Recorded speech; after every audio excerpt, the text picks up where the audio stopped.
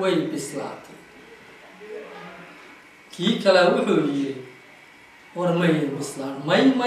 ma bislaan warniyo way bislaatay war ma bislaan warniyo maxaa cadeen u haysaa cadeen waxaan u hayaa haddii Soomaalida bislaatay waa la cuni lahaa cid cunaysa miyaad aragtay ma bislaan Soomaalida halka ay ku dhamaatay shakadii